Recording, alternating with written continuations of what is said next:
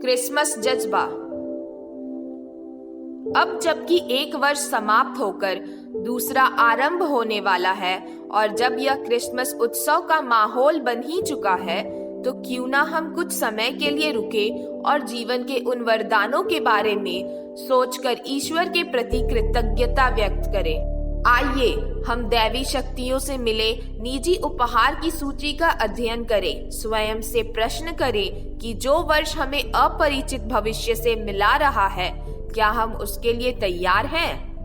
क्या हम तनिक भी बेहतर बन पाए जिससे कि हम मानव जाति के सदस्य कहलाने लायक और उस पर गर्व करने योग्य बन सकें? मुझे औरों की इच्छा के प्रति राय देने का कोई अधिकार नहीं है और मुझे यह जानने का भी अधिकार नहीं कि औरों को जीवन में क्या वरदान मिले। मुझे बहुत कुछ मिला है और मैं उसके लिए अत्यंत आभारी हूँ। पहला, मेरे पास मेरे 2 पुत्र और उनकी प्यारी माँ अर्थात मेरी पत्नी है, जिनको शरीर व मस्तिष्क की शक्ति तथा स्वास्थ्य का वरदान प्राप्त है।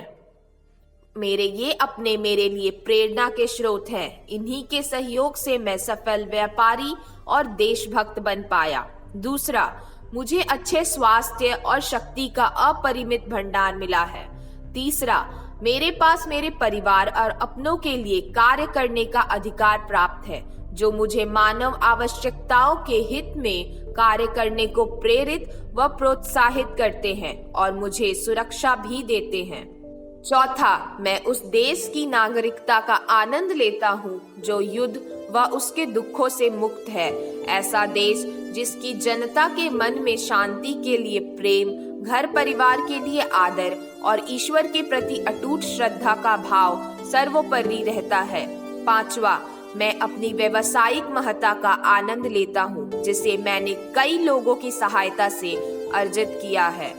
मेरे अथक परिश्रम और दृढ़ विश्वास को ईश्वर ने सफलता का रूप दिया और नया वर्ष आरंभ होने से पहले मैं अपने सपनों को साकार होते देखूंगा। छठा, मुझे किसी और व्यक्ति के दोष देखने का कोई अधिकार नहीं। मैं सभी व्यक्तियों के साथ शांति से रहता हूँ। मैं ऐसी मानसिक स्थिति में हूँ जहाँ मैं आजादी से प्रभावशाली और आक्रामक तरीके से नए वर्ष में कार्य कर पाऊंगा।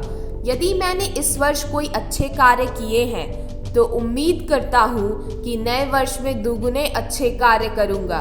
यदि मैं इस वर्ष मानव जाति के लिए कुछ काम आ पाया हूँ, तो नए साल में दुगुने तरीके से मनुष्य जाति के लिए कुछ कर पाऊँगा।